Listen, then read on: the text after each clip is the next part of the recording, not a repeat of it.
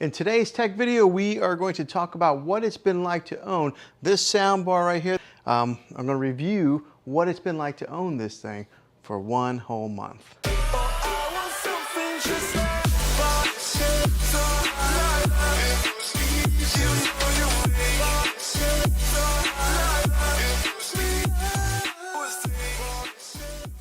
Well, hey guys, Juan here. Thanks for stopping by my channel and checking out this video. So today we're going to talk about the Samsung soundbar and what it's been like now that I've used this thing for a whole month. Because I think that usually takes a good month of using a product to be able to give it a really good in-depth full review.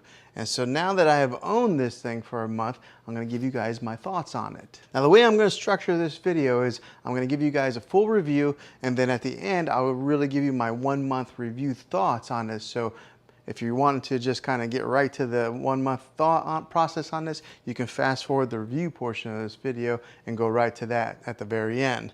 But let's talk a little bit, give it a good review so that way you guys can decide if this is a particular soundbar for you. And if it is, I'll have a link in the description down below of where you can buy this. So let's review it, and then at the end I will give you my 1 month review thoughts. So let's go ahead and put in the review footage in now.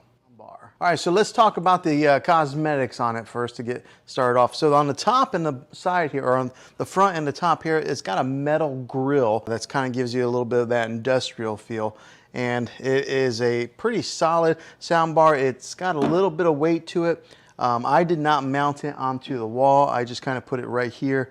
Well, basically, because I can't mount it onto the wall. I'm on a corner section here in this room, so there was no way for me to mount it. But if I did have that capability, I would probably mount it up higher just because I like that cleaner look. But I think it looks pretty good like this, just on the stand right below TV. And the way that Samsung designed this is to pair up with their television. So as you can see, it does not go up above the screen any. So that's kind of nice, give it that nice clean look. But it is a real sleek looking sound bar, and it's got the branding on the top here that says Samsung Harman Kardon, but it's black, metal, real sleek looking. Now in the top corner over here, there's the indicator light.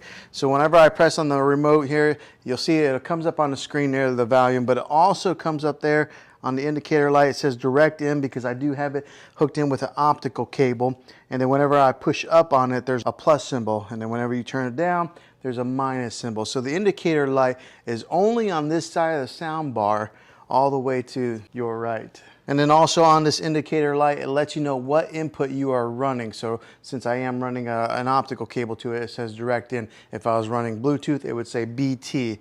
And if you're running like through an HDMI cable, it would say that also. Now the remotes on these things, they are really thin like that, so that makes it kind of easy to get lost in a couch or a chair, but they're really similar to the QLED TV remote. So let's take a good look at here. So this one here is the QLED remote, this one here is a soundbar remote. As you can see, there's not a whole lot of difference between the two. They're both real thin, they're angled like that, but yeah, they made them real similar to their QLED remote. Now, whenever you do hook in this sound bar, and if you are hooking it into a Samsung TV, then you don't need the sound bar remote. You can control everything with the TV remote. So this is my TV remote, and it controls the sound bar volume, and the TV shows you the indicator up there. So as soon as I did hook it in, it automatically recognized the sound bar. So the setup process on the sound bar was the easiest that I've ever experienced on hooking up any type of soundbar devices. As soon as I hooked it in, instantly recognized it. So there was no need of pushing a button and really pairing it to the TV. It works. Good job, Samsung. Now on the remote control for the soundbar, you can turn up the subwoofer sound and the regular sound volume. So it does give you two different options on there. It's got the option where you can display what kind of source you want on there, whether it be the Bluetooth or HDMI. And it's got the Bluetooth pairing button on there as well. Now the different sound types that this thing has, the different sound modes are standard, surround, Game Pro, and adaptive. Now the differences with these models is that surround gives you that all around widest sound stage, particularly in like a bigger section, so it gives you that nice all-around sound. The Game Pro knows when you are gaming and it will adjust accordingly. So like maybe if you're playing some Call of Duty or something like that and there's loud guns, it will adjust the volume on the gun levels. So it's got that smart technology built inside of it that automatically detects that. And then last is the adaptive, and that will adjust on the fly based on the content that you're watching. So for example, if you're watching something that's real heavy in dialogue, it will adjust the voice accordingly to the show or the movie that you're watching, or maybe like the explosions. So it has that adaptive capability in there to control those different sound levels. Really cool technology. Now on the side of the sound bar over here, on this side here, it does have a volume control button, a plus, a minus. It's got a button on there to push it for Bluetooth pairing. And what you would do with that, when you push the Bluetooth pairing, you gotta push it, it'll come up there, Bluetooth. Then you gotta hold the Bluetooth button for about 5 seconds, and then that sets it into pairing mode to pair it with whatever device that you're wanting to Bluetooth with it. So it is a little bit of a learning curve on that, but and it's really clean with not having a whole lot of buttons on the side there. And then of course there's the power button on the side as well. But when it comes to the Bluetooth, you might have to have a little bit of patience. 5 seconds. Okay, so now let me give you a little bit of a sound test with this to show you guys what it sounds like, and then I'll dive into more of the specifics with it. Okay, so what I'm going to do here is right now I've got a wireless Rode mic that I'm hooked up here. That's what's picking up my vocals. I'm going to take that microphone and try to give you guys the best sound test I can by putting the microphone right here near the sound bar. Now I'm going to play a non-copyright song here, Andrew Apple Pie. It's one of my favorites that I use for any type of vlogging or any kind of background music. But that's how I'll give you guys a sound test to kind of give you the best type I can for video. Okay, so here's a Rode mic.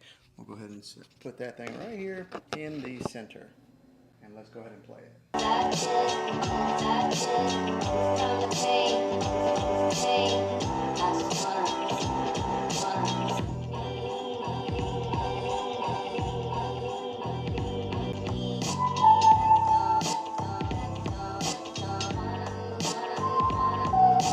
Now what I'll do is I'll take the microphone and I'll stand back as far as where I would be sitting for movie watching, and to kind of give you guys what that sound would be like if you were sitting in that type of a distance watching a movie. So let's do that test now.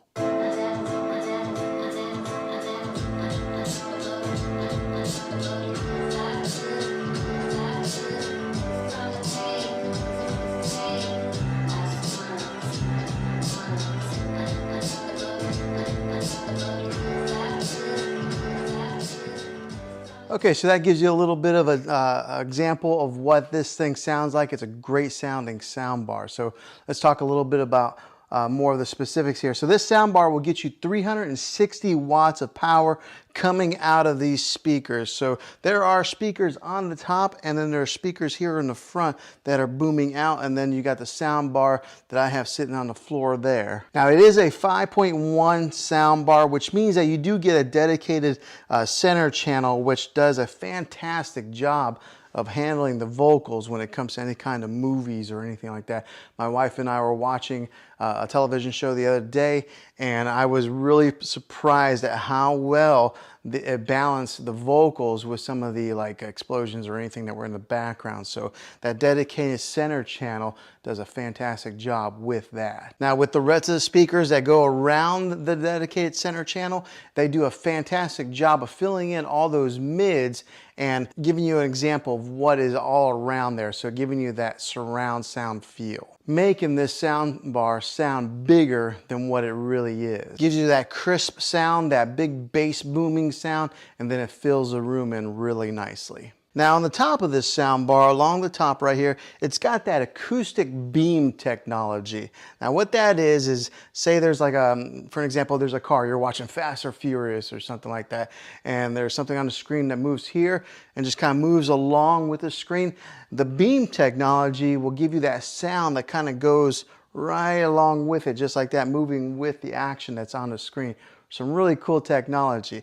Now I can't really show you on video obviously because it's video, but you're gonna have to take my word for it. That is a really nice little feature on this sound bar here. Now on the back of this sound bar, you do get some good connections, different types of connections to kind of go with whatever TV that you have. You get 2 HDMI imports. One of them is that ARC HDMI input. You get the regular 35 or 3.5 millimeter, the old-fashioned stereo jack, you get that, and then you get the optical audio cable, which that's what I'm using here. And then if you wanted to, you could even Bluetooth it with the TV, but if you have this, I recommend that you go wired in. You're going to get the best connectivity that way, and you're probably your best sound. So I have it with the optical cable, but it does have that HDMI hookup also. Whatever type of TV that you're running to with this, it'll work. Now, the other great thing about this is it's not specific to the QLED. All right, if you had another Samsung TV, you could do that also. Or if you had another brand TV, Vizio, LG, or something like that, you could still use the soundbar with those models of televisions. But if you do purchase a QLED TV like I got here, I recommend that you complement it with one of these awesome soundbars. Just makes it a really cool movie experience, especially if you're spending that kind of money. Go ahead and just spend a few extra $100 and get this soundbar, and then you'll never have to go to the movie theater. You can just kind of stay home and watch your movies that way. But having those different hookups on the back of this thing make it very versatile to what you can hook this soundbar up to. Now, if this is the soundbar that you're going to be adding to your entertainment system, comment down below. Let me know. I'd like to hear if this is the one that you decide on, or if you pick a different one, comment with that also. Okay, so now what's it been like owning this soundbar for one whole month? It has been a great soundbar. I can tell the big difference between using the TV sound and this sound here. Just the other day, we were watching a TV program, and one of the issues that I do have is that sometimes the soundbar will disconnect. Now, it's probably every 6-7 days it'll disconnect from the TV, but all you have to do to fix that, to reconnect them, is you go right over, you hit the power button on a soundbar, and it automatically detects that the soundbar is on, and then it connects back together. So that's about the only issue I've really had with this soundbar. Other than that, it has been fantastic. It has worked fine, but I could tell a huge difference whenever I was listening for a few minutes on the TV, and then as soon as I turned on the soundbar, the voices that were coming out from the middle range here, you could hear the dialogue from the movie really clearly compared to just listening to it from the TV. The sound, as far as the bass goes on this thing, it like almost rumbles the floor a little bit because the subwoofer is down here on the floor, and then there are some bass speakers built into this thing. And so whenever we are watching any of those action type of movies and there's explosions or guns going off, you really can feel it. So this has been a really good purchase for me. I know soundbars are usually a splurge. I mean, you can watch TV and get all the sound from the TV, but make your movie watching experience a little bit better. Buying one of these is worth the money. So after owning this thing a month, would I buy it again? Absolutely, I surely would, because it has done a very good job at making or enhancing our movie watching experience, our TV shows, and I've even had some guests come over where they've been watching TV and they can tell a difference of the quality on the speakers and the sound that comes out of these things. So 1 month later, Samsung Harman Kardon speaker here that has been doing a really good job, so I definitely recommend it. If this video was helpful to you, go ahead and throw a thumbs up on this. Go ahead and subscribe to my channel. I make tech videos all the time, and I'd love to have you back on the next one. So thanks for watching, guys, and until the next video, be creative.